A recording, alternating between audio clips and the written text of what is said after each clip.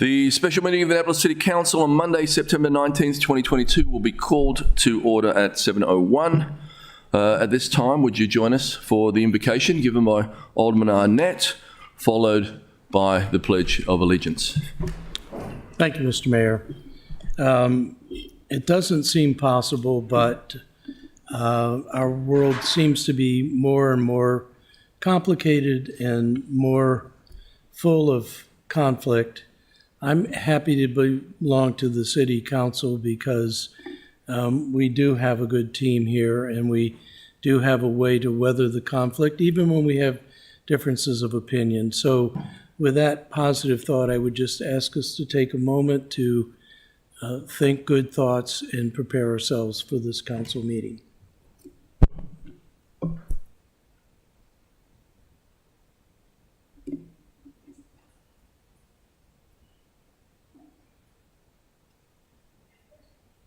Thank you.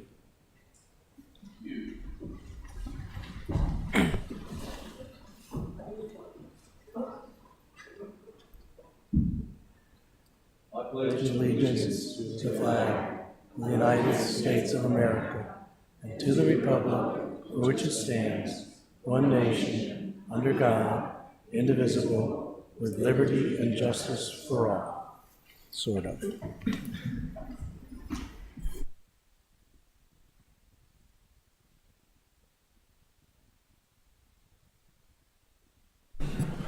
Madam City Clerk, please call the roll. Yes, sir. Mayor Buckley?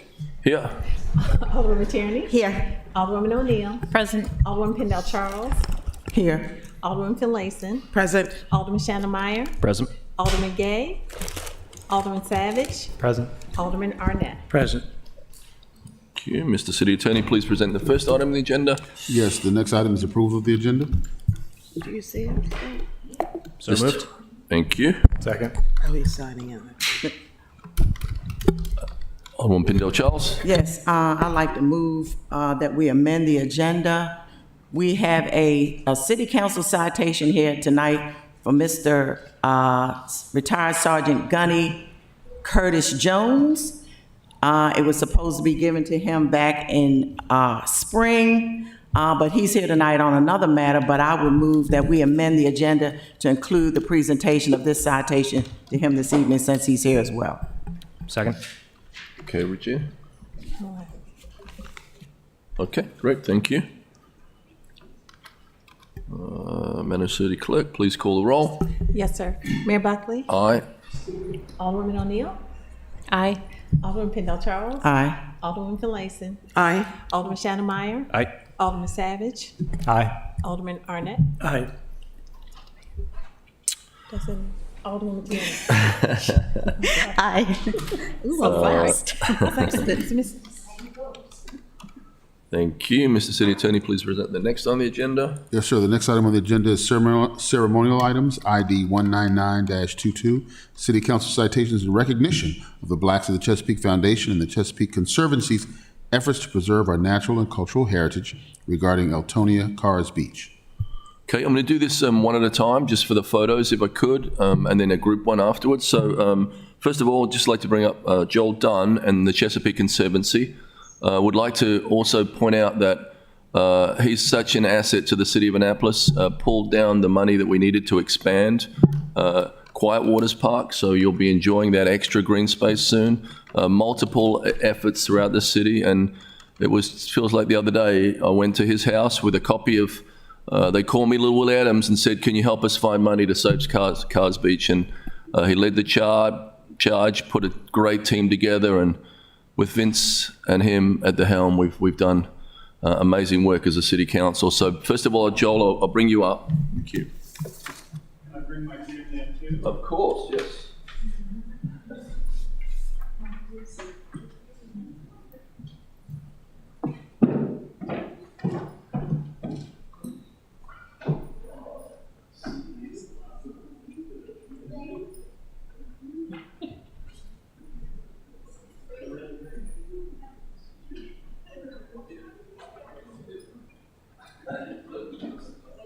So we'll just stand over here.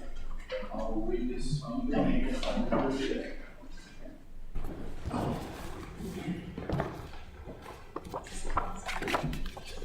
Right, so Where should we stand? all ready to go. This is perfect. So, on behalf of the residents of the City of Annapolis, we are pleased to confer upon you the City Council citation in recognition of Chesapeake Conservancy's efforts to expand education and public access to the Chesapeake Bay and its tributaries at Elktonia Cars Beach in the City of Annapolis, nearby Whitewaters Park and Sandy Point State Park. Congratulations on your long-standing commitment to ensuring outdoor recreation on the beautiful Chesapeake Bay is available for everyone, and not just residents of water-privileged shoreline, of water-privileged communities. We, with an estimate 2% of the Chesapeake's nearly 12,000 miles of shoreline open to the public to visit, efforts such as the Chesapeake Conservancy are imperative to ensure our deep connection to the history and ecology of the Chesapeake Bay and make sure it's not broken. The City of Annapolis is grateful for Chesapeake Conservancy's partnership efforts to share the Black cultural history of Annapolis and expand education, recreation, and open space opportunities at nearby parks where many Annapolis residents recreate. We wish you great success in your future endeavors and look forward to partnering with the Chesapeake Conservancy on many more future efforts, especially everybody, the Moore property. Thank you So we'll take a little picture here with you guys.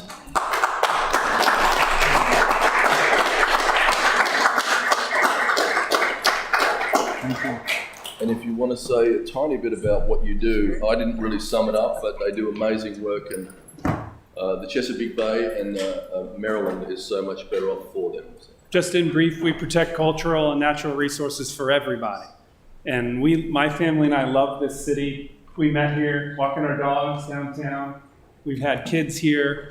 We love our community. We love the Chesapeake Bay. We love our mayor. We love our city council.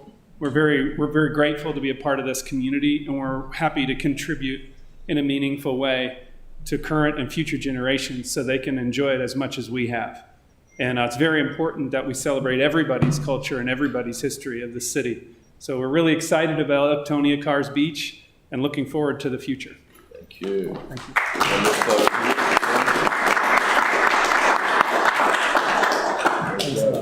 Cool. Awesome. Sorry, I messed up the presentation No, there. All right, Vince, my friend, come forward, and your family. I don't want my pride down. I'm going to renew your vows for you. Let me just reach over and grab this.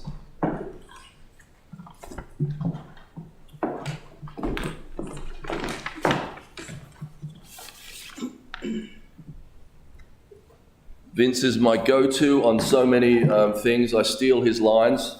My favorite line that he has is, there once was a time in the Chesapeake Bay where a man with a small boat and a big heart could make a living. And when he delivers it, it sounds so great. So I've stolen that a bunch of times.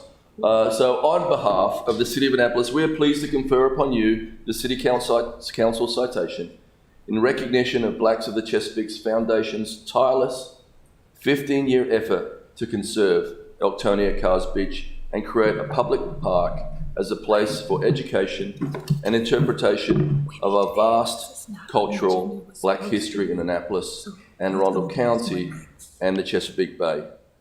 Congratulations on your long-standing commitment to educating the public about Black history and maritime community history. The residents of Annapolis are deeply grateful for Blacks of the Chesapeake's Foundation programs that educate residents and visitors to watermen communities, museums, and educational institutes. We wish you great success in all your future endeavors and look forward to our partnership to share the history of Sparrows and Cars Beaches, the heart of entertainment throughout the Mid-Atlantic region that welcomed Blacks during a time of segregation. At Elktonia, Cars Beach, now and Annapolis Park, in gratitude to your efforts, the citizens of Annapolis say a huge thank you. Thank you.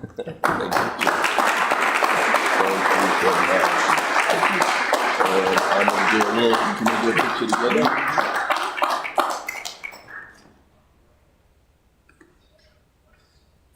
like to say a couple of words. Well, first, I'd just like to thank you, Mr. Mayor, and members of the council and the community at large. This is just a great opportunity. It's been a dream come true because just so often when people try to push the ball up the hill, but one thing I've found, and I really respect the mayor, is that one of the things he said to me when he first came in office, Vince, you've been faithful to your work. And that means so much to me, particularly coming from a downtrodden community, that sometimes you just have to keep pushing and pushing. And in my world, I hear more no's than yeses. But by working with your office, Joel Dunn and the Conservancy, and so many other partners, to amass nearly $7 million to acquire this historic property, and then back it up with $2 million to do infrastructure and interpretation, it's just a remarkable feat, and we all should just say thank you and just thumbs up for the great work that we've done collectively. And I just look forward to taking the next step, hand in hand and heart with you, my friend. Thank you, my friend. Thank you.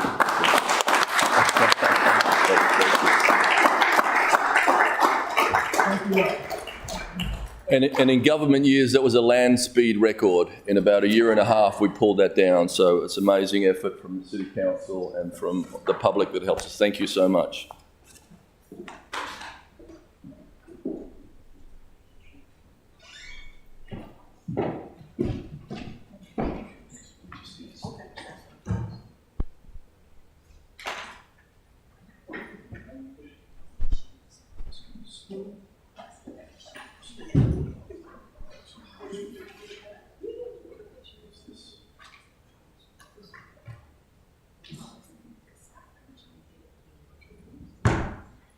Mr. City Attorney, please present the next item on the agenda. Yes, sir. The next item on the agenda is the City Council citation in recognition of the community service work of Sergeant Curtis Gunny Jones, retired, and his work in the community. Please come forward. Thank you.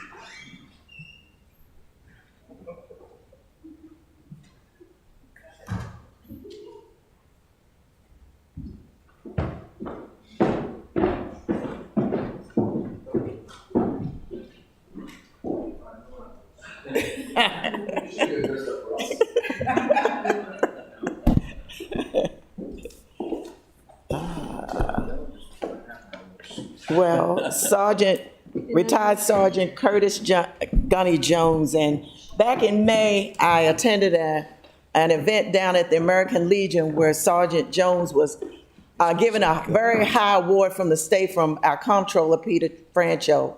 And we did not have a citation at that time. I was unprepared. But I indicated to him that we would make up for lost time. And so tonight, I hadn't planned on doing it, but I had it on the dais. And since I saw him, well, why not do it tonight? So City of Annapolis City Council citation. On behalf of the residents of the City of Annapolis, we are pleased to confer upon you the City Council citation of recognition of your community work in Annapolis and as commander of the American Legion, Cook Pinckney Post number 141. You're known as a strong, determined, and capable leader committed to serving veterans and their families. Retired from the United States Marine Corps, you're known as a magnet to veterans who need help, including seniors, those on fixed incomes, widows, and more. You address issues as simple home repairs to more complex problem solving like damage cleanup after storms and assisting veterans and their families as they navigate the complex bureaucracy of VA benefits. Your efforts help those who have served our country to feel heard and respected. Your contributions are generous, invaluable, and thankfully ongoing. Presented tonight, May 12th, 2022, which is not tonight, but this is when it was supposed to be done. Retired Sergeant Gunny Curtis Jones, signed by our mayor and all of our city council members. Congratulations, and Alderwoman Finlayson, do the presentation.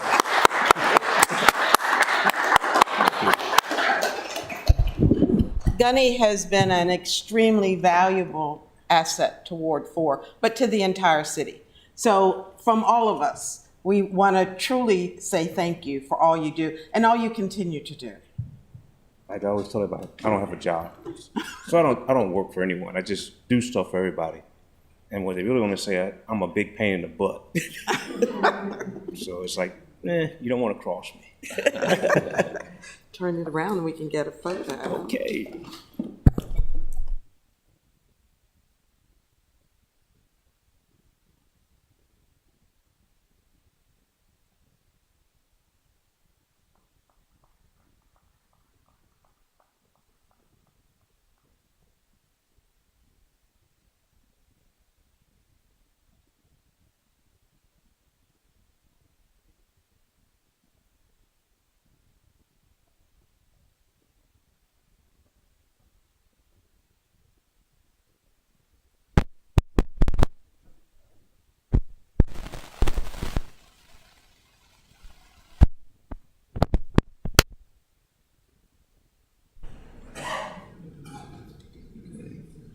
Mr. City Attorney, last thing. Yes, another ceremonial item, a city proclamation on behalf of Canine Companions in recognition of and proclamation for September 2022 as Service Dog Month in the city of Annapolis. And people here to represent that, please come forward. Anybody? Thank you so much.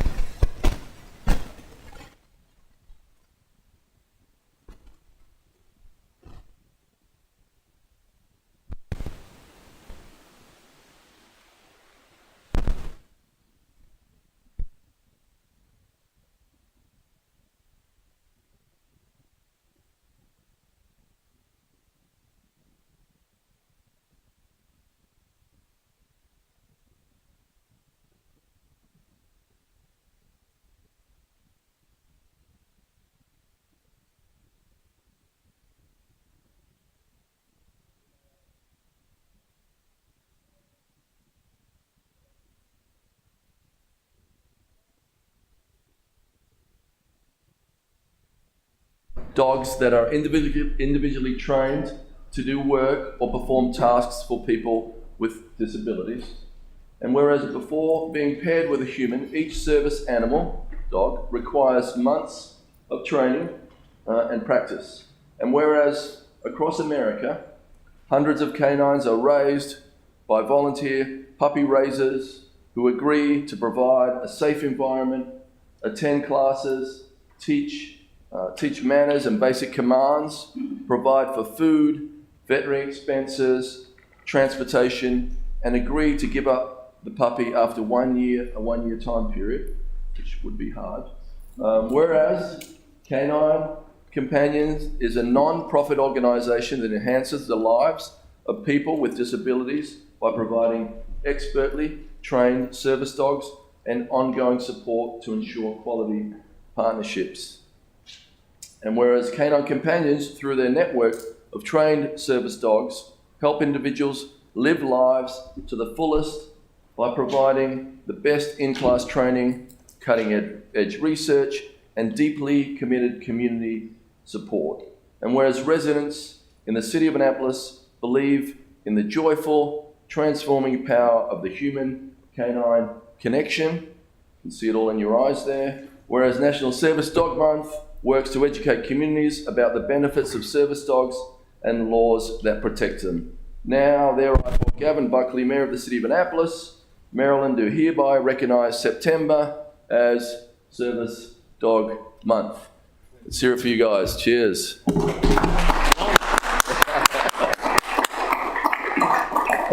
Can we get a little picture with everyone? Pull that off.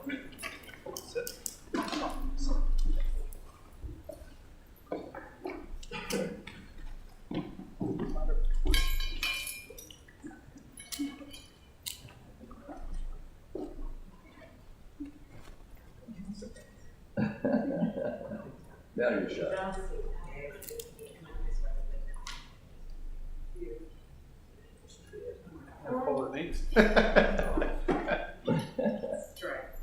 Thank you. And would anyone like to say a couple of words at all? Or no?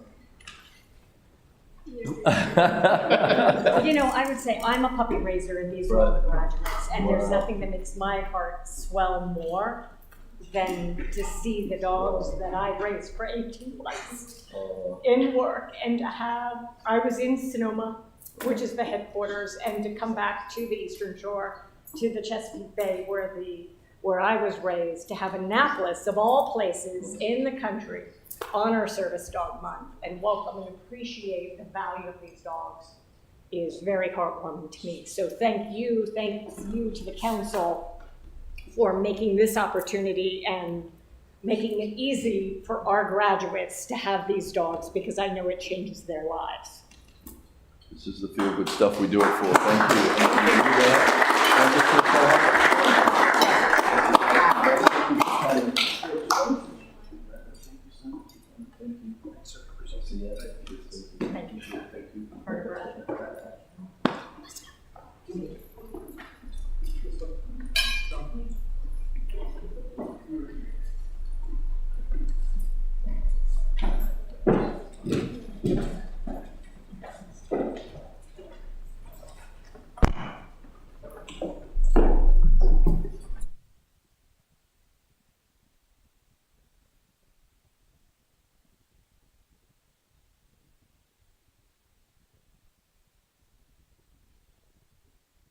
City Attorney, please present the next item on the agenda. Yes, the next item on the agenda is petitions, reports, and communications, beginning with an update from the mayor.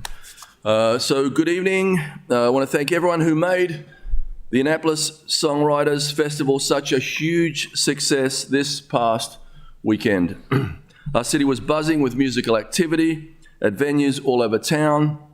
I got to several performances, as did many of the councillors, and the energy and engagement was amazing. I want to acknowledge the work of Kyle Muehlhauser and the Ram's Head. It takes a lot of money to pull off an event like this. They paid attention to the details and made it the success it was. These kinds of events bring people in from all over to fill hotel rooms, to shop and dine. This is a boon for our local business community and for our residents alike. It is a special thing for Annapolis to have an identifying music festival. And this one is paired with another great maritime town, Key West. So we're all going to Key West next year. Not just kidding. I'd like to, but more than 70% of the music at the festival was free, with local venues, local musicians getting to play along headliners who came in from Nashville, New Orleans, and other musical cities. The organisers, the musicians, the staff, city staff, and the community shared the energy and love at the inaugural event for Annapolis, and I want to say thank everyone who made it seamless and smooth. I look forward to seeing this event grow to even greater success in the coming years. The music continues this weekend, so stop by City Dock this Sunday from 6 to 10 p.m. for the City Dock Fiesta with live music and dancing. It's all free. Last Saturday, we celebrated the Safeway Fall Festival in coordination with our Office of Community Service and in celebration of Hispanic Heritage Month. There were music performances, food and children's activities, and wonderful coordination with the businesses and organizations in the Forest Drive corridor, including American Legion, Safeway, Center for Help, Annapolis High School, Annapolis Police Foundation, and many, many more. We thank the sponsors for their partnerships and everyone who came out that day. September to October is Hispanic Heritage Month. There are events scheduled through that month, which will culminate in our Day of the Dead Festival on Saturday, October 29th, from 4 to 9 p.m. To learn more, check out the city website, www.annapolis.gov, and use the keyword Hispanic Heritage 2022. The Day of the Dead Festival is so awesome, so please all try to make it. I want to welcome back APD Chief Ed Jackson, who has been out on light duty after a shoulder surgery for a few weeks. We're very glad to have him back. Check out his profile in today's Capital newspaper. And if you know someone interested in a career in law enforcement, APD is hiring. We swore in a new officer last week, and we're swearing in another officer right here in the council chambers on Thursday. As part of our Choice Neighbourhood initiatives, with the United States Department of Housing and Urban Development, the city and the Housing Authority members of the Eastport community are invited to participate in a community workshop this Wednesday. The meeting is open to the public at the Eastport Community Centre and begins at 6:30 p.m. At the meeting, presenters will review neighbourhood information gathered during the recent resident survey, get a better understanding of the demographic information for the neighbourhood, and begin to further the conversation of our reimagining of Eastport Terrace and Harbour House. The Choice Neighbourhoods process kicked off in spring with regular and virtual task force meetings, but this one will be the first in-person meeting. If you live in or around Eastport Terrace and Harbour House, visit www.eastportcni.org for more information, and make sure you sign up for the CNI newsletter to know about the next steps in this process. Anne Arundel County officials have invited the city officials and residents to attend a mural dedication this Thursday at 4 p.m. The 100-foot by 60-foot diversity mural on the side of the Arundel Centre was painted by Commercel Brown and Cindy Fletcher Holden. I will be there along with the county executive, Stuart Pittman, for a dedication and ribbon cutting. We'd love to see you all there. Between now and October 10th, our next City Council meeting, there are a few more things to highlight. The Fannie Lou Hamer Awards will be presented at Maryland Hall on Sunday, October 1st. 25 Annapolis and Anne Arundel County women will be honoured for their contributions to our community, including 3 women who make a difference right here at City Government. Alderwoman Ellie Tierney, Public Information Officer Mitchell Stevenson, and Community Service Officer Erica Griswold. A big congratulations to them and to all 25 recipients.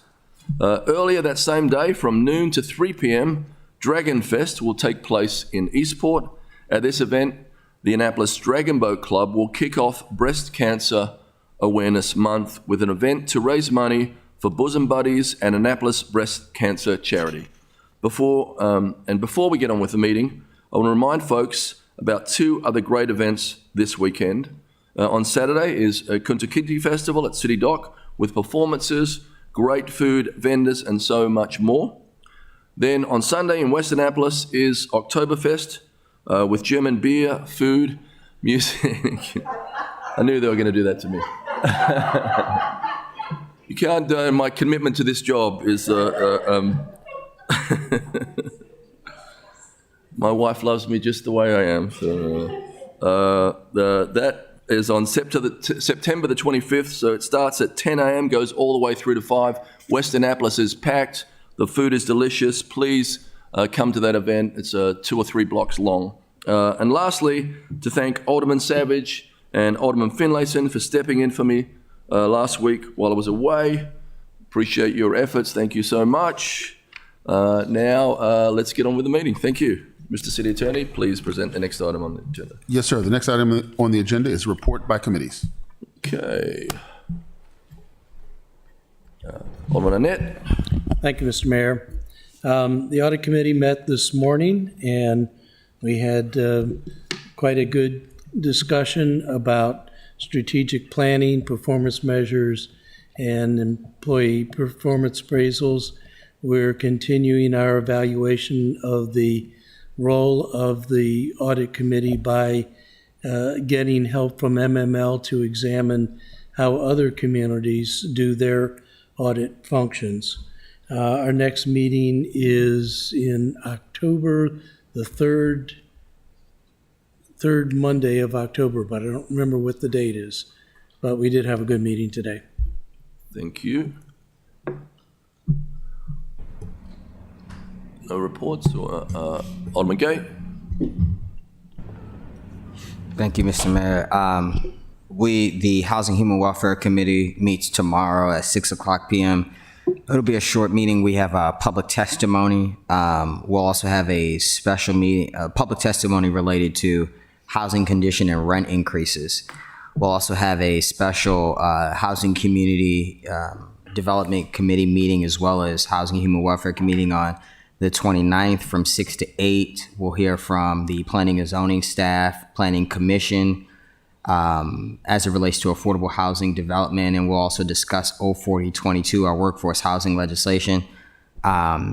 I've also requested from the Housing and Human Welfare Committee a report from the City Manager's Office related to the diversity and hiring for the Hillman Garage process, a report on that and how that's panned out, as well as a report on spending equity related to the arts in the city of Annapolis. I've noticed we had a lot of festivals and events going on, and I'd like a breakdown of the funding and how it relates to equity within the city of Annapolis in arts, because that's critical. Thank you. Alderman Savage. Thank you, Mr. Mayor. Yeah, so Environmental Matters Committee, we've had to reschedule a few times, but we are meeting this Thursday at 3 p.m. We have a couple pieces of legislation we're going to be hearing regarding water service and waiving late penalties, as well as Chesapeake Bay Trust fee waiver. We'll also be getting an update from the Department of Public Works on the sediment control program, as well as their new fully staffed stormwater management program. Thank you. Alderman Finlayson. Thank you, Mr. Mayor. The Rules and City Government Committee met on the 16th of September. We gave favorable recommendations to 3 nominees for the various commissions and committees that will come before us this evening. We also got an update from the ABC Board, the Alcohol, Beverage, and Control Board, giving us an update on the changes to their procedures and permitting policies as it relates to state changes. We heard or discussed several pieces of legislation. We gave favorable recommendations to 019, 020, 022, 023, 028, and 032, and postponed action on 0922. Our next meeting is October 7th at 1 p.m. here in Council Chambers, and all are invited. Oh, we changed it to 3? It's 1. Alderman Gay had a comment on that? No, I should just clarify in my request. I was asking for funding related to arts in public places, downtown Annapolis partnership, and Visit Annapolis. Thank you. Thank you. Alderman Tierney. Thank you, Mr. Mayor. The Finance Committee meeting will be meeting this Thursday at 10:30, and we'll be reviewing 2 pieces of legislation, 025-22, which is on public hearing tonight, and 027-22. Thank you. Did I say the wrong day? Wednesday. Wednesday. Thank Wednesday you. the 21st. Anybody else? Okay, thank you. Mr. City Attorney, please present the next item on the agenda. Yes, sir. The next item on the agenda is comments by the general public. During comments from the general public, you may not speak on any items scheduled for public hearing tonight. That will come on later this evening. When providing testimony, you are only allowed to speak for 3 minutes.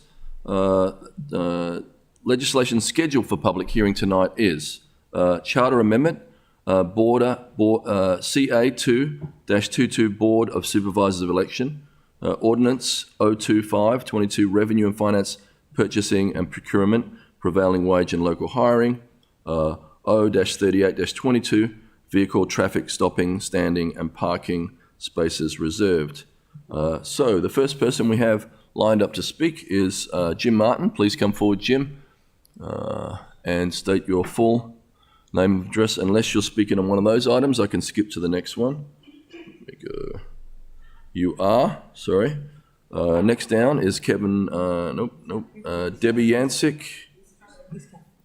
So Jim, we are going to call you up later because your one is scheduled for. It's not on public hearing. Is it not? Oh, it says R55. I thought.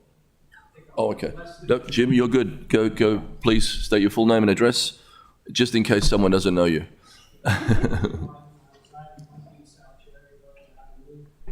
At 21401 in Ward 2. Tonight, I just wanted to support Resolution 5522 by Alderman Savage regarding Greenberry Point. we're desperately searching around in our region for more open space, more park space, and things that the public can access. Greenberry Point is a historic property where the first people who settled in what is called Providence became the precursor of where we are now in Annapolis.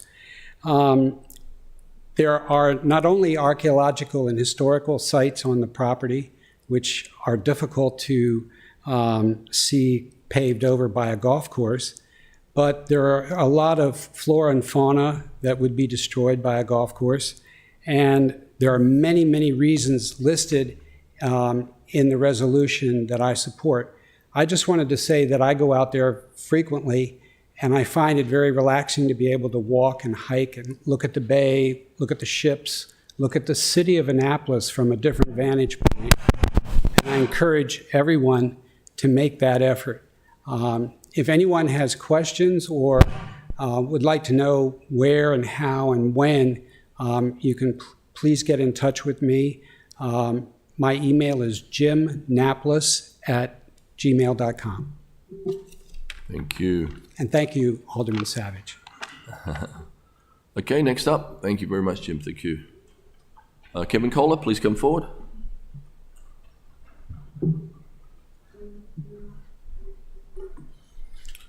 Hi, my name is Kevin Kohler. I live at 437 Shore Acres Road in Arnold. I've lived on the Broadneck Peninsula since I was 3. So I've known Greenberry Point long before it became the turmoil that it is now. I knew it when it was still one of the best kept secrets of the area. Back on May 17th, I had the occasion, by sheer chance, to come down to the city dock just as Mayor Buckley and Mr. Pittman were leaving an event for green transportation. At that time, I had a very brief moment to speak to Mr. Pittman at the beginning of this whole turmoil around Greenberry Point, and simply said to him, it would be great if a politician came out at this point and spoke in opposition. And then it was at that time that he said, in all candor, that he would chain himself to a tree. Of course, we all know, and I'm sure Mr. Buckley, while he might feel the same way, might not use the same words in the same instance, but I really loved how he expressed his passion for the cause of Save Greenberry, which has become a big cause on social media as the news stories have developed, as the story has continued. I just want to speak as the gentleman before me did in support of the resolution.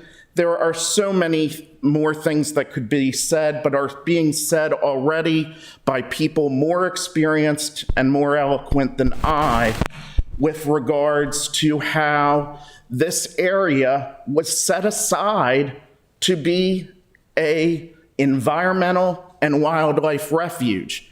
And for me, no matter what magic wand Navy could wave to somehow counter the environmental impact and wildlife impact, the bottom line is this land was never meant for the purpose that they are wanting to pursue. So I very much support the resolution to protect Greenberry as so many others do. Thank you. Thank you. Next up, we have Debbie Yatsik. Please come forward.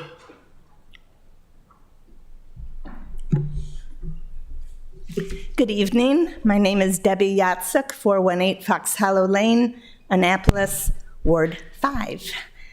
I am here tonight just to thank you for your appointment of myself to the Board of Supervisors of Elections. I thank you for your trust in me. I want to let you know that we're working hard and well together. That being said, for the last 40 years that I have followed City of Annapolis government, I have noticed that many commissions, committees, and task forces presented recommendations and reports and ideas that really have never gone anywhere for various reasons. But I am hoping that that with engagement between us and you all, that will not happen. I want you to remember that last year, a Charter Review Commission was appointed by you all of 9 members, and that only happens every 10 years. So it's easy to forget. But they did present a report at the end of the year, November, I think. They presented a report to you of their findings of these 9 individuals during the year. And that is what we are working on now, those findings. So if you look at that report under moving forward, there is a recommendation to create a task force. And there is a resolution before you tonight on second reader that will allow us to do that, R5222. But the current Annapolis, and this is from their report, the current Annapolis Charter and Code related to elections needs a full revision to bring it in line with Maryland election law and to keep up with voting trends and fair election practices. And this task force would be experienced people. They would engage the public. It would be quick and thorough. Some of those ideas that they could look at would be to expand the Board of Supervisors of Elections, which is only 3 people right now, which limits what we can do. They would also look at the timing of the election cycle, any date changes, ballot options, as well as partisan, nonpartisan elections. So I am just bringing that to your attention, thanking you for letting me be involved, and I look forward to working with you all. Thank you. Alderman Gay. So much, Mr. Mayor. And quickly, was there a mention of postponing anything? I watched the meeting this past week on YouTube, but I wasn't clear what you were all requesting to be postponed, or was that specifically for the commission? Well, we're not addressing the charter amendment. We're just addressing our resolution, and it's moving forward. It's on second reader tonight. Yeah. I think there is some overlap, some redundancy in that, but the charter review, the charter amendment will be going to Rules Committee, so we can address it there. Awesome. Thank you. Thank you, Debbie. Thank you. All right. Thank you. Next up is Curtis.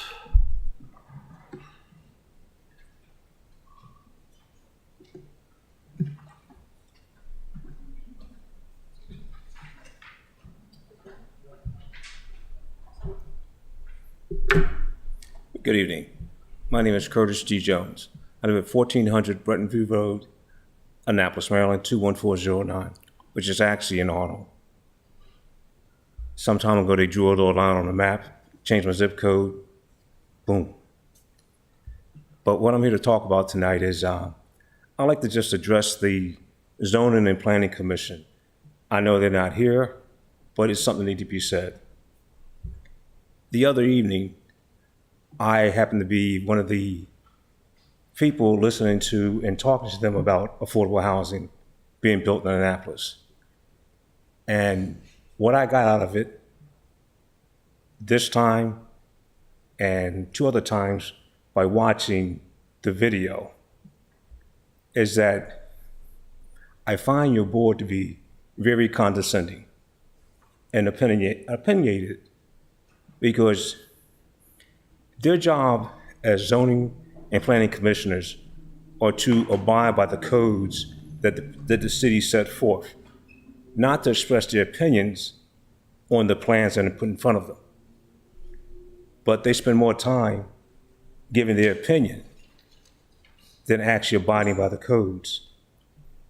And I find that to be a very big problem.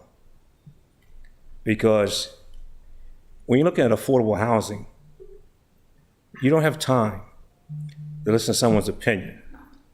when you have federal dollars on the line that have been fought for to come to the city of Annapolis for people that can't afford to live here, but they have to work here. That's a problem. I grew up in Philadelphia in the projects. I joined the Marine Corps, did 21 years. I retired. I retired from the federal government. I am now totally retired. I don't live in affordable housing. I don't need to. But there are other people and other veterans out there that don't look like me that need affordable housing. But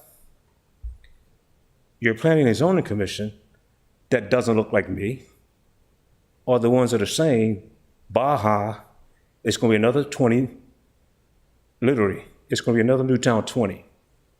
Those are their comments that they think people are not listening to. And they're saying things like, you people that they think you're not listening to. Oh, that sleepy American Legion that think that I'm not listening to either. You need to look at them and check them. Because everybody out there is looking at you. That's all I have. Thank you. Thank you, Gunny. Alderman Gay again.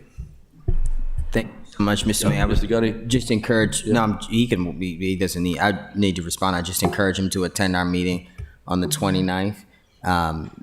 That's the reason that we invited the Planning Commission and Planning and Zoning Department to our meeting of Housing and Human Welfare to discuss the comments and acknowledgements of our efforts for affordable housing. So encourage him to attend that meeting. Thank you. Gavin, just point of clarification. I Alderman think, Tierney. thank you. I think he was referring to the Planning Commission, not the Planning and Zoning Department, if I'm Yes. correct, just for the record.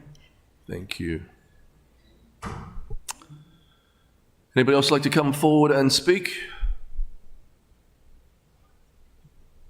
Seeing no motion in the chamber, I declare comments by the general public closed. Thank you all. Mr. City Attorney, please present the next item on the agenda. Yes, sir. The next item on the agenda is appointments, beginning with the appointment of Lynn Farrow, AP 6222, to the Arts and Public Places Commission. Thank you. Could I get a motion? Is that the motion or is it? I guess point of order, is it possible to combine all of the appointments into one block approval vote? Mr. Mayor, the appointments are AP 6222, the appointment of Lynn Farrow to the Arts and Public Places Commission, AP 6322, the appointment of Robert Hector III to the Board of Appeals, and AP 6422, the appointment of Philip Chambers to the Ethics Commission. Could I get a motion for that, please? So moved. Second. All those in favor say aye. Aye. Opposed? Thank you for that. Alderman Channelmeyer. Mr. City Attorney, please present the next item on the agenda. Yes, sir. The next item on the agenda is public hearings, beginning with Charter Amendment CA 222, Board of Supervisors of Elections, for the purpose of expanding the board. We have no one signed up to speak. Would anyone like to come forward and speak on CA 2-22? Okay, thank you. I declare the public hearing on CA 2-22 closed. Mr. City Attorney, please present the next item on the agenda. Yes, the next item is Ordinance Mayor. 02522, Revenue and Finance. 1 second, sorry. Alderman Savage. Sorry, quick question for CA 222. Just to clarify, is that going to the Board of Supervisors of Elections? Yes. Yes. Okay. Thank you. Thank you. Mr. City Attorney, thanks. Yes, the item next is Ordinance 02522, Revenue and Finance, Purchasing and Procurement, Prevailing Wage and Local Hiring. Thank you. So we have some speakers lined up here. Please, if you could come forward, Victoria Leonard, and state your full name and address. Thank you.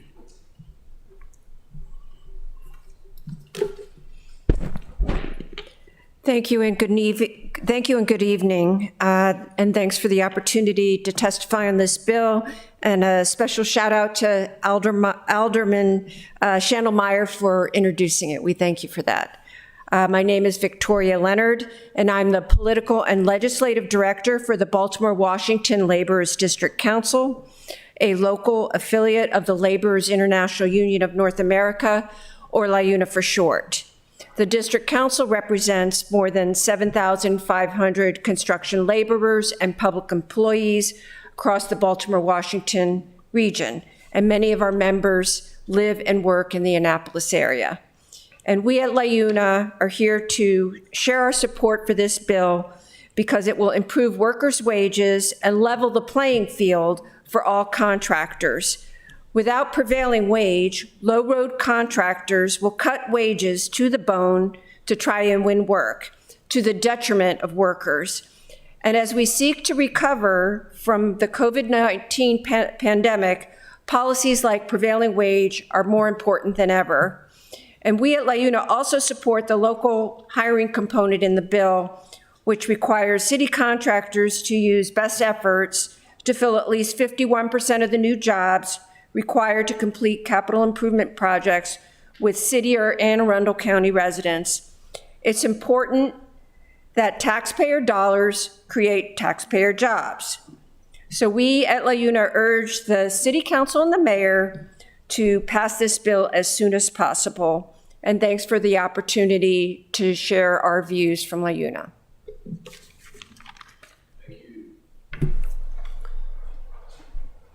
Next up, Thomas Killeen.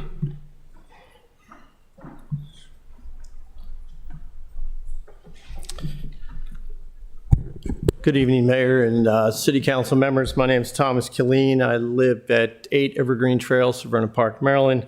I'm a resident of the county for the past 34 years. I am a business representative and legislative director for SMART Local Union 100. We represent members in Maryland, DC, and Virginia. We actually have an office here at the corner of Conduit and Main Street. We've had the office for roughly 30 years. In addition to that, as I said, I've been a resident of Anne Arundel County for 34 years, and my son has been and still is an employee of the Harbor Master for the last 3 years while he's been going to University of Maryland. So I thank you for that. But I'm here tonight to ask for passage of the ordinance 2522. The bill would provide city residents who work in building trades a wage in line with Anne Arundel County's cost of living and an opportunity to work close to home. The federal government pays prevailing wage, and that benefits everyone in this room and those that live in the city. Annapolis City, I feel, should also pay prevailing wage. Prevailing wage benefits all city residents by allowing workers to shop and to live in the city, which would help local businesses increase the tax base. And in closing, I ask once again that you pass Bill 2522 for city residents. Thank you for your time. Thank you. Next up, Jermaine Jones. Thank you.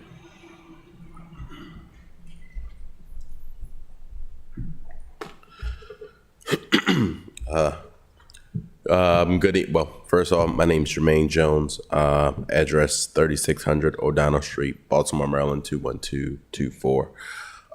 First off, good evening, Mr. Mayor and members of the council. Thank you for allowing me the opportunity to testify in support of Bill 25-22. Like I said earlier, my name is Jermaine Jones. I'm the Baltimore area director for the Baltimore DC Metro Building Trades. The Baltimore Metro DC Building Trades represents 24 local union affiliates with over 25,000 skilled craft professionals in the building and construction trades in the general Baltimore, DC, Northern Virginia region. In fact, one of our international unions recently moved their office, in Annapolis, acquired a building down at 3 Park Place for about $30 million. So it's safe to say that we're also invested in the city as well. But we advocate for the advancement of the construction industry, in addition to ensure workers receive an honest day's pay for a hard day's work, return home safely to their families, and receive health care and retirement that they one day can rely on. Our affiliate apprenticeship programs spend roughly over $22 million on apprenticeship and journeyman upgrade trainings that deliver skilled craft people to our over 1,000 signatory contractors. The Building Trades Council strongly supports Bill 0-2522. This bill will not only be beneficial to the city, but will be beneficial to the workers as well. Researchers show that where there's prevailing wage laws, there's also a boost in worker productivity, a reduction in injury rates, an increase in apprenticeship training, and provides a boost to local tax revenue without raising construction costs, all that will benefit the city. In addition, from the workers' perspective, prevailing wage raises the standard for middle-class workers. City residents not only deserve good jobs, but jobs with family-supporting wages. If someone lives in a city, they should also be able to work in the city that they live in and receive a wage that supports the city's cost of living. Lastly, prevailing wage helps to minimize the race and gender income gap. Unfortunately, around this country, so many workers are still experiencing wage disparities solely due to their race and gender. And research has shown the income gap between African Americans and white laborers is 12% less in states that have cities that have prevailing wage laws. 2 weeks ago, we celebrated Labor Day, and many of us took time to show tribute to workers. In closing, I'll say let's not only support workers on Labor Day, but throughout the year as well by supporting this bill. Thank you. Thank you. And a couple of councillors wanted to make some comments. Alderman Gay was first. Thank you so much, Mr. Mayor. I just had a quick question, obviously, and we'll have a chance to discuss this further, so I'll be very brief. Am I understanding correctly that the city, it can be positively impacted only through property tax, or if a business buys into a city property and then we create revenue off of the property tax of the individual business? So either through the person or through the business. Is that how the city benefits? The city can benefit from, when prevailing wage comes, if you have workers with local hiring, you hire more local workers. Those local workers are paying local taxes, which then benefits the city, and the city will continue to reap benefits from. Also, when you have those workers come in and they're making prevailing wage, they're then able to, shop at the local store, buy the lunch, and help out the local, companies. Because often when you don't have things in place like prevailing wage, it's, a race to the bottom. So workers barely making ends meet. I mean, you bring in your lunch because you can't afford to buy lunch somewhere. So, it just overall helps the general economy as well in the tax base. Would this benefit if there was some sort of minority business a contract put in place first? Because the city currently doesn't have policy that will require businesses, obviously this would allow, require for them to hire county or city residents, but it doesn't address, which your last point, which I was grateful that you mentioned, the equity piece of it as it relates to race. Should this bill be, should this be a companion bill to a MBE bill or something of that sort, so that there's a level playing field? This can also support, prevailing wage would be a completely different concept, but, something like that we would support as well. Often project labor agreements is something that you look into, and they also put in, MBE goal requirements and certain things as well. But as far as the disparity part, I will say the reason why prevailing wage helps is because without prevailing wage, often it's up to the employer what they're going to pay the worker. And when that happens, just sheerly off race, they see that there's a gap. But when you have prevailing wage in place, it sets the standard on what you have to pay a worker, regardless of the color of their skin or their gender or anything else. So when there has been prevailing wage, there's been research showing that gap doesn't exist and nearly as much. But will this also benefit MBE, WBE contractors? It can as well. Research has shown, because now it levels the playing field. because you might have these larger contractors that are able to get away with paying workers low wages when someone's running a mom and pop shop, have to depend on a decent worker, have to pay them decent wages. They have a harder time competing against that larger corporation. But when you have prevailing wage in place, it sets a minimum standard of what that big company also has to pay the worker and also what that mom and pop shop has to pay the worker. So it then doesn't become always about just the big company overpowering the little company and able to pay, cheaper wages and get away with it. Yeah. Mr. Thomas, we'll circle back around with you. You can get a hold of Alderman. Okay, yeah. Yep. So it's just public comments, so I'll let these guys get hold of you outside of the thing. Alderman Arnett? Thank you, Mr. Mayor. Thank you for your comments. I, along with two other colleagues, sit on the Rules and City Government, to which this legislation will come. I would wonder if you would care to share, I saw you reading your comments, share that with us. And the reason I'm asking for that is you made several interesting statements like these kinds of expenditures increase the local revenue.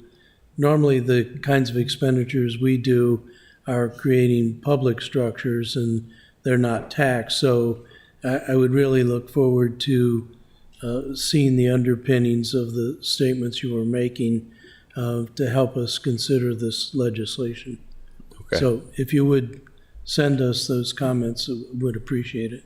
Okay, I can submit, I actually submit my testimony in writing, but in addition, there's been like research done in white papers showing that when there is prevailing wage, there's been a raise in tax basis. Yeah, no, I'm not doubting you. I just, yeah, we're going to have to make some decisions. There are trade-offs to the city. It's going to be more of a workload, and it could be that it'll drive up the cost of construction. So we need to look at the pluses that you were citing and then think about the trade-offs for the city in other regards. So I found your comments to be quite informative and would certainly like to pursue it in more depth.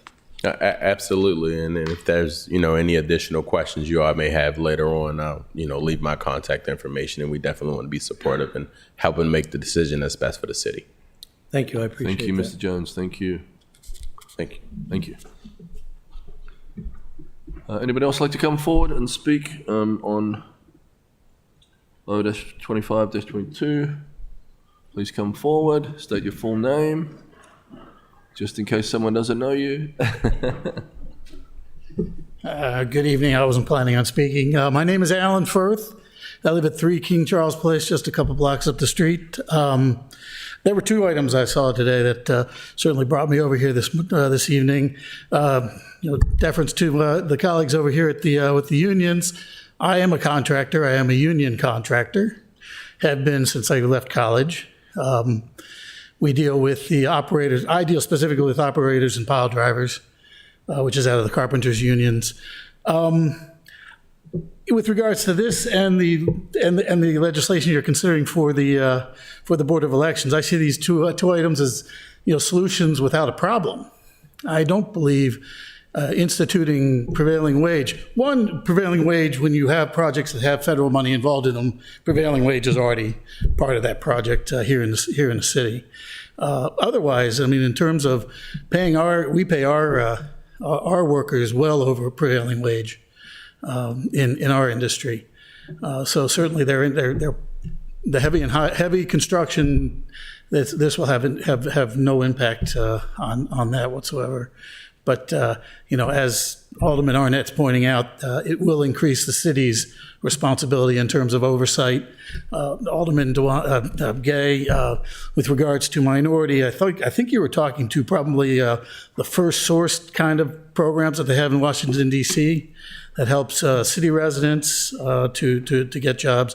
Again, we work with the unions specifically on that. It actually, when those are in place, we defer to the union and just say, hey guys, this is a first source job. If you've got union members who live in the city, please forward them to us so we can put them on our crews. But I just don't see either of these pieces needing to be pushed forward at this time. And Debbie Yatsik as well, her point was, hey, you're proposing a committee to look at the code overall. I would say that's probably defer action on that. By the way, in terms of the Board of Elections, I was on the Board of Elections for 2 election cycles. I was the chairman, I think, in 2007 when Regina was her first election cycle. And I'm sure she knows the mistakes we made then, but all right. Thank you, Alan. Thank you. Appreciate it. Thank you. Anybody else like to come forward on 025-22? I declare the public hearing closed. Mr. City Attorney, please present the next item on the agenda. Yes, sir. The next item on the agenda for public hearing is 03822. Vehicles and traffic, stopping, standing, and parking. Parking spaces reserved. Okay, I see no one signed up to speak. Would anyone like to come forward on 038-22? Okay, I declare the public hearing on 038-22 closed.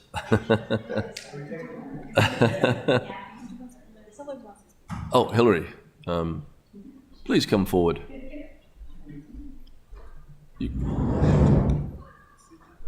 Hi, Hillary Raftovich, Ombudsman, City of Annapolis.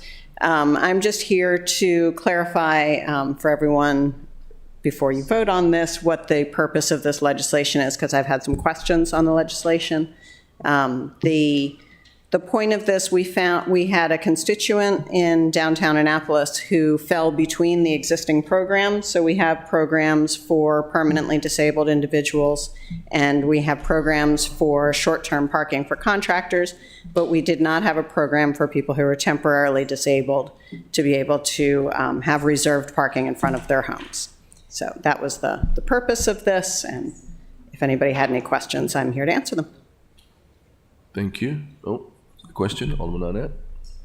I don't have a question, I have a comment. I get continued responses from my constituents about the way you help them as ombudsman. So I want to thank you for your efforts. I know we keep you busy, but thank you. It's paying off. Nobody just came up so she get applause. So. Thank you. I declare the public hearing. Oh, sorry, Alderman Pindell Charles. And I just want to piggyback and making personal visits to homes as well. Thank you so much. I declare the public hearing on 0-38-22 closed. Mr. City Attorney, please present the next item on the agenda. Yes, sir. The next item on the agenda is legislative actions on first reader, beginning with ordinance 01822, Stanton Center Lease Agreement, Anne Arundel County Community Action Agency. So a motion to adopt 0-18-22 on first reader. So moved. Second. All those in favour say aye. Aye. Opposed? Nobody opposed. I think you were talking about something. I'm not going to refer these if you're going to suspend the rules. Well, there was an interest expressed at lunch that we move these to action this evening, if possible. Both of them? So we'll just do them one at a time. So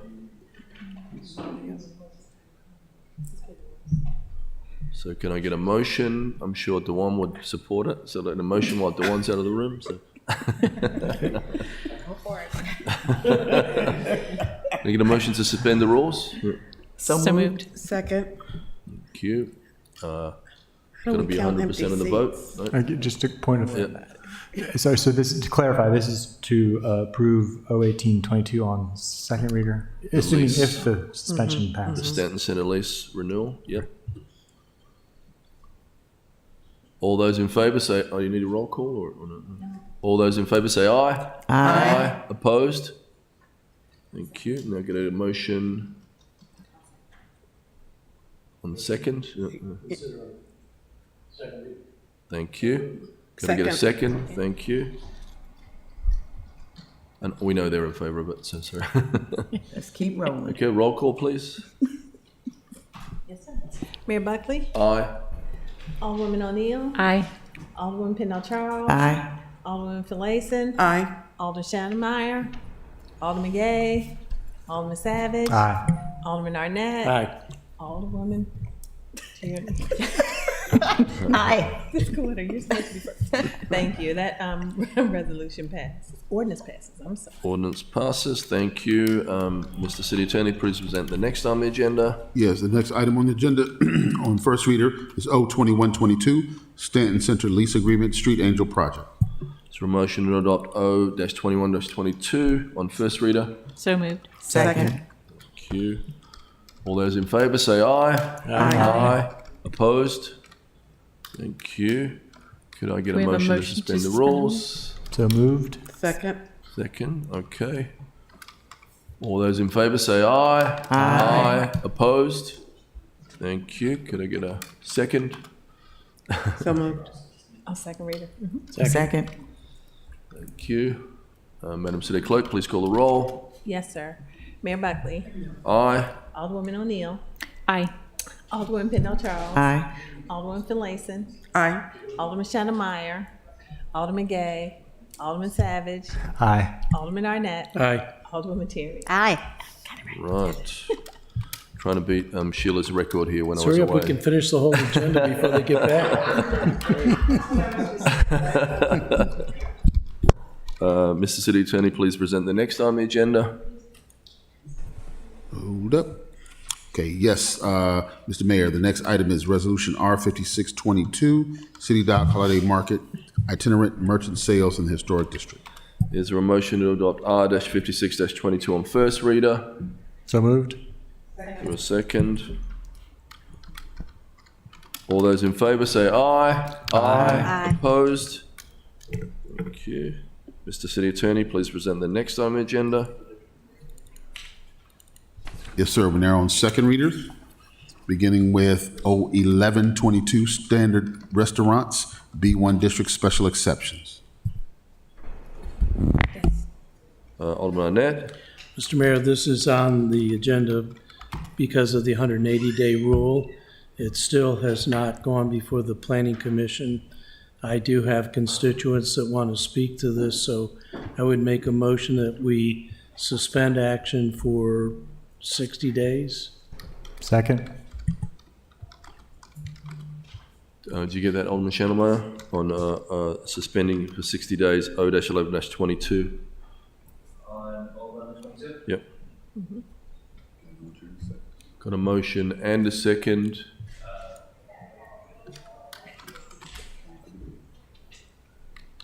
Alderman O'Neill, you okay with that? Yes. Then I will go along. Okay, all those in favor say aye. Aye. Opposed? Thank you. Mr. City Attorney, please present the next on the agenda. Yes, sir, the next item on the agenda is Resolution R-4722, Tolson Street Park. Is there a motion to adopt R-47-22 on second reader? So moved. Second. Madam City Clerk. Mr. Mayor. Oh, sorry. Alderman Savage. Yeah, thank you, Mr. Mayor. Just a question on that. Maybe Mr. Director Trader might be able to help with this. I'm just curious. I support this. I'm just curious what the definition is of a mini park. Like, what makes it a mini park? Because I didn't notice that in the code. But why are we calling it a mini park versus just a? It's semantics, but I'm just curious what the. Well, it's Come to the mic. Could you come to the mic? Need to come to the mic, Mr. Trader. For the podium, probably easy, Archie. Thank you. The podium probably be easier for you. Thank you. all right.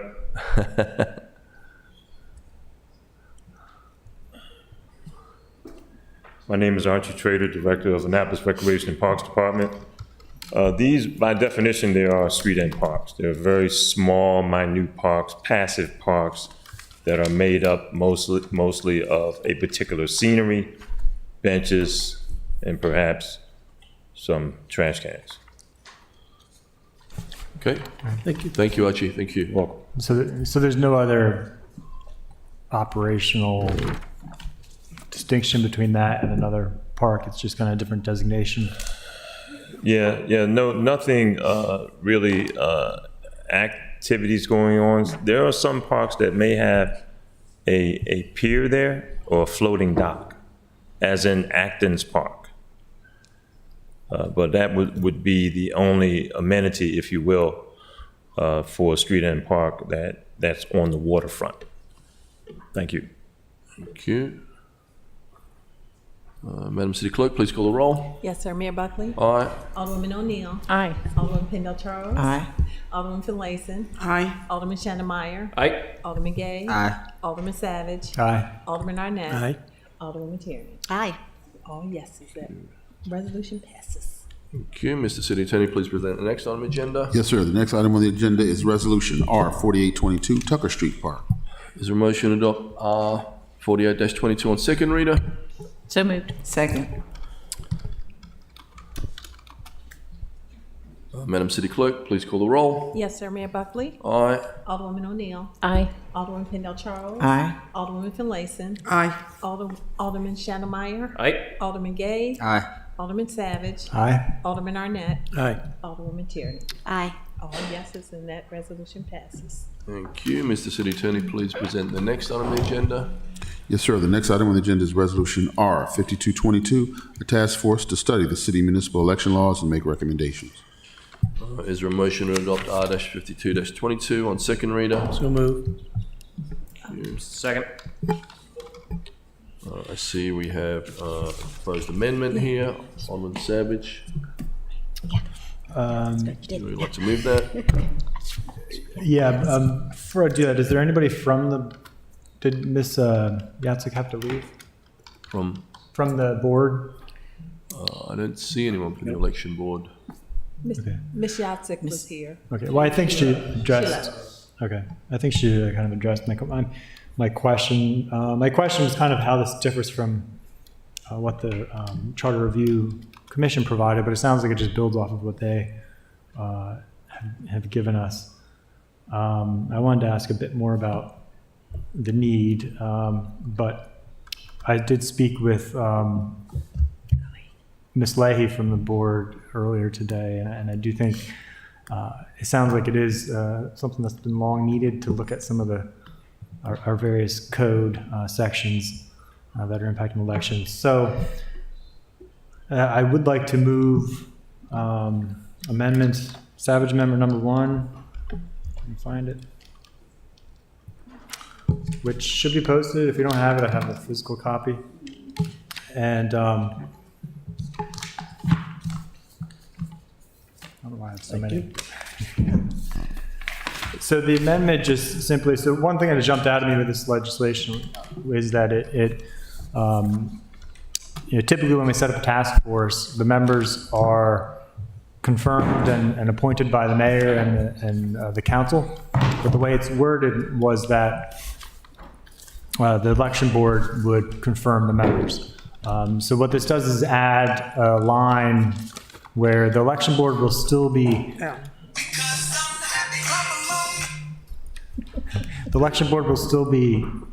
searching for nominees, and we will be picking, I think it's 5 volunteer members, and then submitting those names to the council for our confirmation, just to make it consistent with some previous efforts of ours for task forces. Second?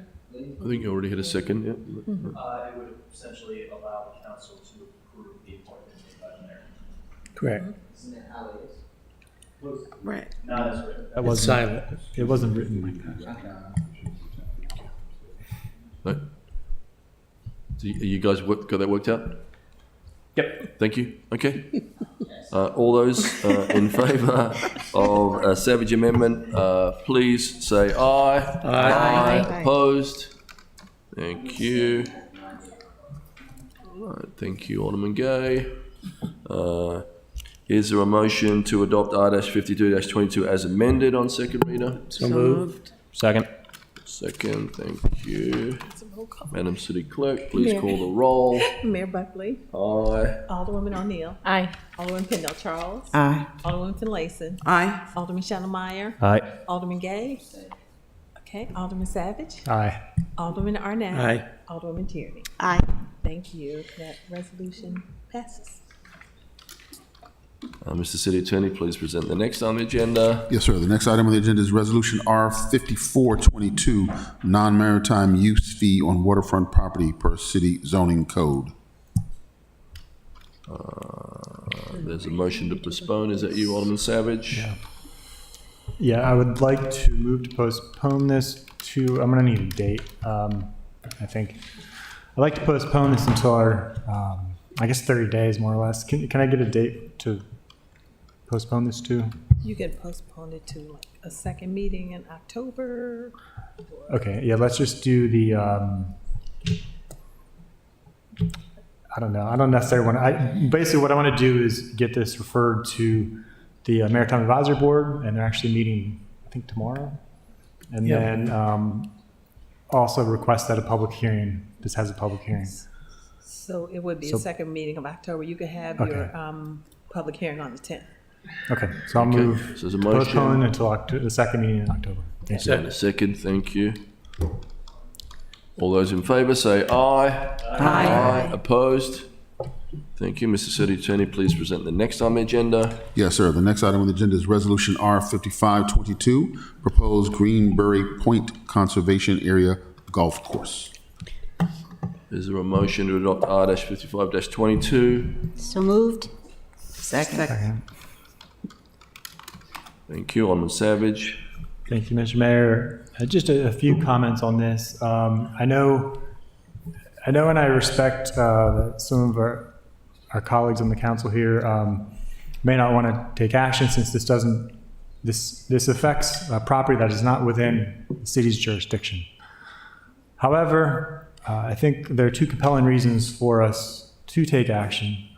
The first one is that we know, I think, very well that many of our residents, including ourselves in many cases, I think, do enjoy passive recreation on Greenberry Point at the park there, the conservation area. And I think that's why I think it warrants us speaking up for our constituents. And the second reason I think why we should be expressing ourselves on this is that Greenberry Point is directly outside of the mouth of City Dock.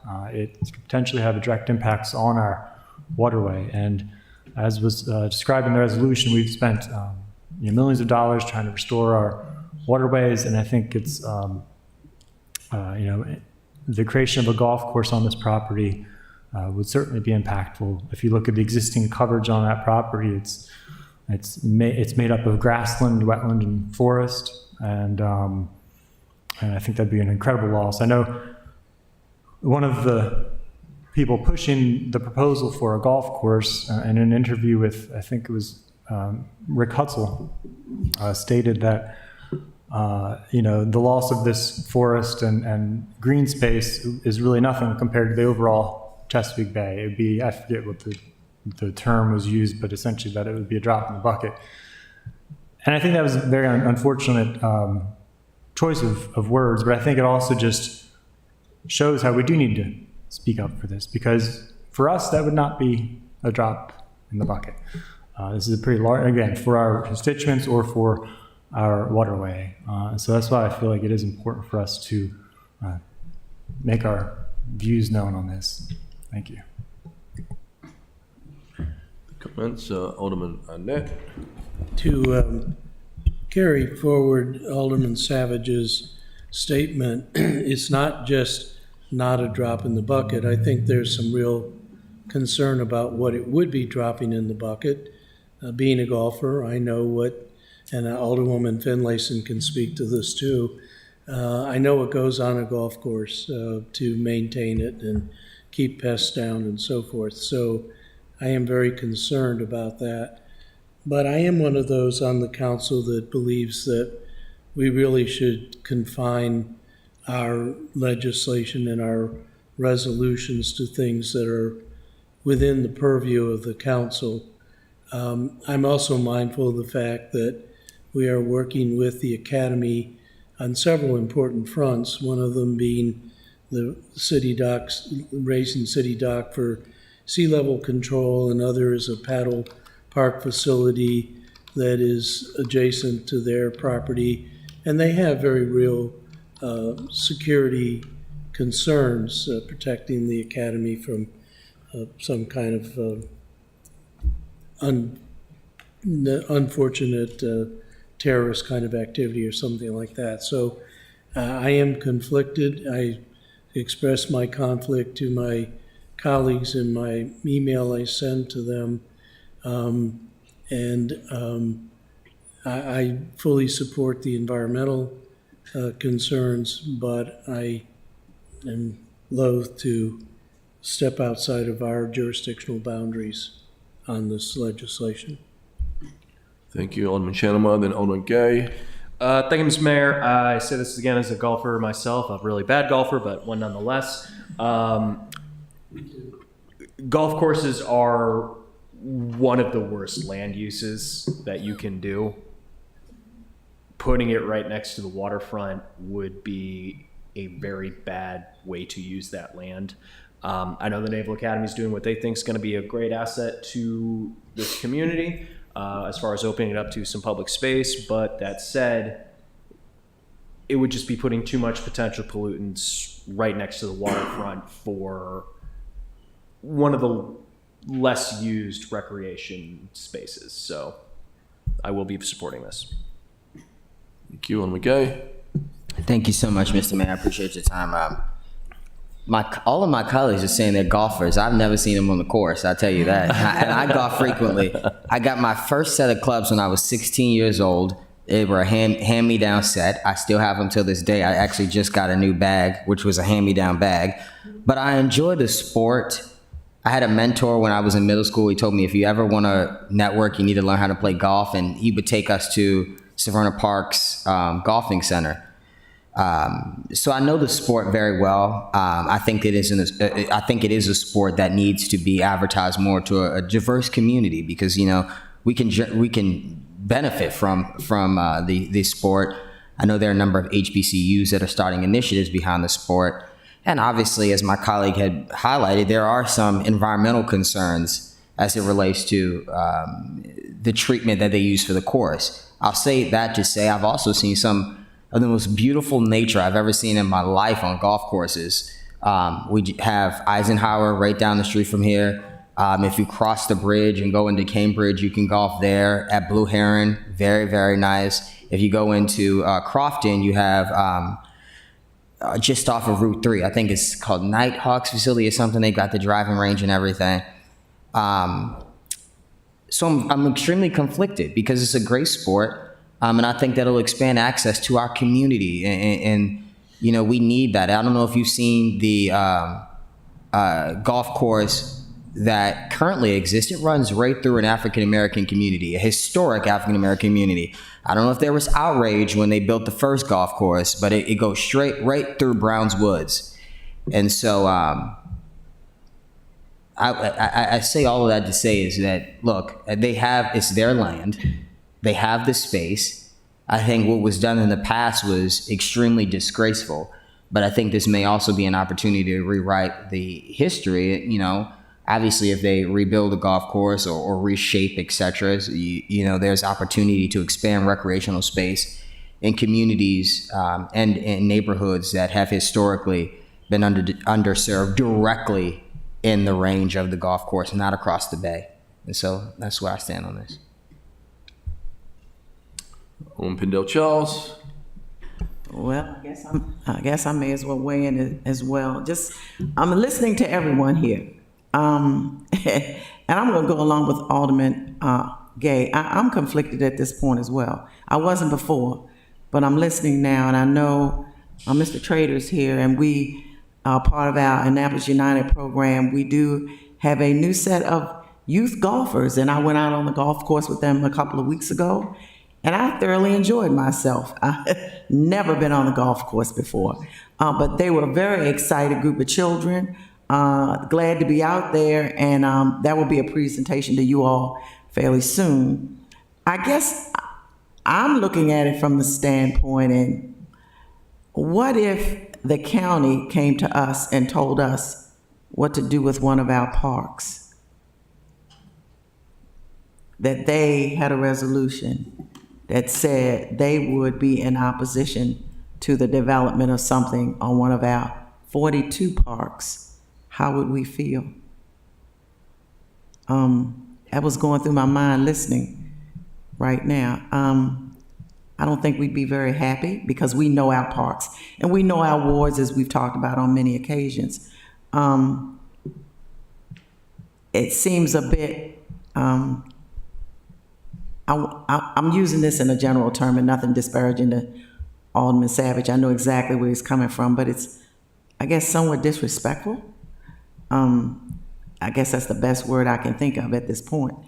But I was all ready to vote, and then I'm listening to my colleagues, and then I'm thinking about the young folks who've never been on a golf course before. And as Alderman Gay indicates, if you really want to meet and greet, and that's something in the African American community that we really have not parlayed in the past to a large degree. And so, I don't know. And then I thought about if someone else tried to tell us what to do in our parks, how would we feel? Thank you. Finlayson. Thank you, Mr. Mayor. I used to be a golfer before my knee surgeries, and I will get back to it again.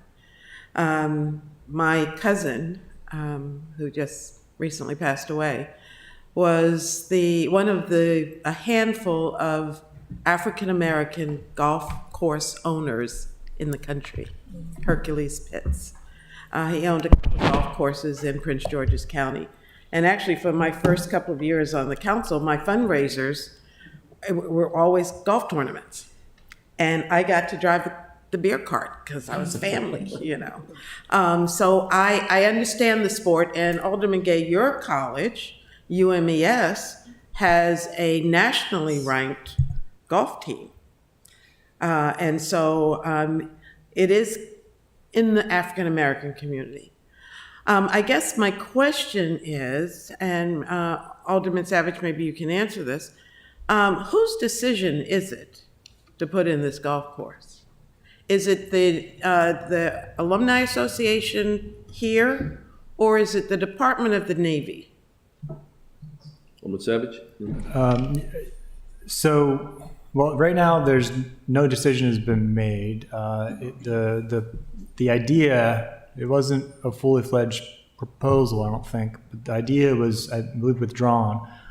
The idea was being promoted by, because the Navy owns the property, but the idea was being promoted not by the Naval Academy or the Department of Defense. It was being promoted by, I think it's the Alumni Association, right? But Mr. Gladchuck's group, which I think is the Athletics Association, which is separate from the Naval Academy and separate from the DoD. So they had their proposal for a golf course, the idea, and then that's when the county executive put in his proposal for public park, public improvements. And so once that happened, then the Naval Academy, the owners of the property, said that, well, this can no longer be sole sourced. It's now a competitive bid. We don't have any interest in having a competitive process. Maybe not. I should say they have no interest in having any kind of proposals entertained since they're competing proposals. So they basically said it's not on the table at the moment. So it's not on the table? At the moment. At the moment. Yeah. I believe that there's still interest from the Athletics Association and that they're still working on proposal, and that's why I felt like this was still important to move forward with. Well, that brings to my mind the bit of knowledge that I have about the difficulty running a golf course. And maintaining a golf course is more like what I'm referring to. So I can understand on one hand that the Navy, who has golf courses all over the country, and another organization who may not have the same level of experience. We were golf course owners. We owned Eisenhower up until, what was it, 5 years ago, or whenever, was it that long ago? And we know what it takes to maintain it. And so I guess I'm now concerned about whose hands this might fall into and what happens to it over time. So I don't know. Alderman Savage. Thank you. Yeah, I don't have a good answer to that. But I did want to address some of the other concern I heard, which I completely understand as far as, opening up golf to some other populations. But I do want to clarify, this is not a public golf course. It's very essentially elite golf course where it requires thousands of dollars just to join the golf course, if you can even get in to join on the list. So again, contrast. So presumably this would be an expansion of that golf course. This would not be a public, at least. I don't know for sure what it would be, but what I say is the current golf course again is not a public course. So contrast that to the current facilities, which are entirely free, open to the public. It's in very inclusive use. You don't need any kind of membership. You don't need a bag of golf clubs. You don't need golf balls. All you need are shoes to walk onto the park. So, no, yeah. Well, you want to go to that club, golf. No, but I think it's important to just keep that in mind. Golf courses, even if it's public, is still going to have a cost associated with it, while this is the current park side of it, the conservation area is completely open, no fee whatsoever. The only time you can't go is if they're doing shooting drills, I think, down further at the park. So that's I just think it's important to keep that in mind. Alderman Pendle Charles. Thank you, Mr. Mayor. Alderman Savage, how many acres is this piece of land? I was asking myself that earlier, and I forgot to look it up. So I'd say it's probably approximately 100 acres. I mean, can we split the baby here or something? At some point, I guess what I'm getting at, your legislation may be somewhat premature. Well, the intention is to kind of express the views of the council, but also of, I think, many of the constituents we've heard, in order to do what we can to kind of shape, it's not our property, but I feel like all we can do is offer our views on something, and that's really all we're offering is our views that we would like to see this be made, be protected and kept in a conserved, preserved state. That's available for the general public. I think I put that in the resolution that it'd be available to all, and that's, I think, an important thing. So, that's, again, we're just offering our opinion for them to consider. It's not, that's the extent of it. Alderman Tierney? Thank you, Mr. Mayor. During our August break, I think I frequented the park probably a handful of times, along with Quiet Waters and Waterworks Park. I like to hike through the woods. And I wrote a column because I felt so passionately about it, and I'll get to that a little bit later. But in response to that column, I got a lot of response from constituents who live in the city of Annapolis. I also got a couple that were, for the golf course, what have you. And what I heard was that they, because of the players involved and because of it, let me be honest, being an election year, they weren't getting any sort of support. And you've walked around, you've seen Save Greenberry Point rocks painted, and it's a real grassroots effort. And so that's why I sponsored the resolution to give not only them a voice, but also this land a voice. And so getting back to my walk around the park, I understand that there will be an RFP because the policy is that they, to entertain two proposals, they have to issue an RFP, they being the Athletic Association. And this was in response to Stuart Pittman's, County Executive Stuart Pittman's offer of leasing the land and making it a conservation area, and as well as their own. So there may be an opportunity to have more of an educated response to this so that we can see what they're proposing. But what I understand from reading Rick Hutzel's report was that they are keeping the existing golf course, that's 18 holes, and they will be adding another golf course, which is another 18 holes. And they say by adding this golf course, it will give them the leverage to protect or define this conservation area around it. So the reality is if you walk there now, it already is restrictive. You can take a secondary path, it's unmaintained, you reach a chain link fence, you hear the gunshots in the background, so you know that's happening. But in all fairness, what's there now is not getting the attention it deserves. So being a logical person, I'm thinking, well, if it's that way now, and if they add another golf course, 18 holes, there's going to be less land to conserve.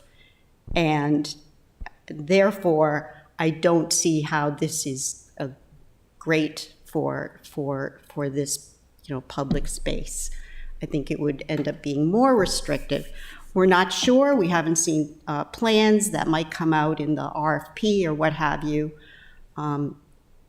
So, I would be receptive, instead of voting this down, maybe I would be receptive to having a postponement when we know more details. I could offer that as a friendly amendment, or what do you think?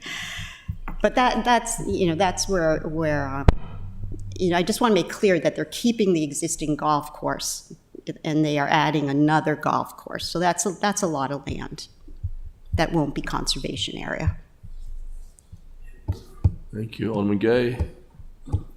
Just really, really quickly, I'm thinking, and we don't have to debate this, it's a resolution for something that's not even on the table, but I'm just saying also, think about if potentially it was to come, there is economic, a positive economic impact it could have on the city of Annapolis as well. Golfing is a very popular sport. People travel to play golf, unlike pickleball.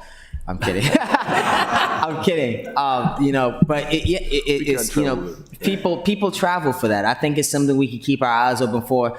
I don't think we have to blow any way of the wind on this one. I think it's not so much of a national issue that it impacts the lives of our constituency, as we've voted on previously with the Roe v. Wade. And I don't think it's something that is immediate. And so I'm willing to, postpone and bring it back up again if it happens. I'll even go walk Greenberry Point in the next couple of weeks and see what it's about, so. Thank you. Does anybody know what hole the firing range will be on? I know. Because that'll be a hard one. So I just want to weigh in here. I love Greenberry Point. I walk Greenberry Point. I love our relationship with the Naval Academy, and I don't think our relationship with the Naval Academy has ever been stronger. We meet every month. We talk about the different challenges that we are working on together. Resiliency is a challenge that Greenberry Point faces as well. So in some way, you've got to pay for these things. In some ways, you can leverage private money to make things happen like that. I've been assured by Director Gladcheck that the public paths will not only be improved, but they will be open to the public, that they will potentially be connected to the B&A Trail, so you'll be able to come down the B&A Trail and go around the Greenberry Point trails. There'll be water access, so someone in a hotel in downtown Annapolis could get on a water taxi and go across to an environmentally sensitive golf course. But I haven't seen a plan yet. And so before I vote, I need to see a plan to know what we're talking about here. And so out of respect, I'm going to vote no on this and until we see a plan. And so that's just something I wanted to weigh in there, and I promised the Naval Academy that I would say those words.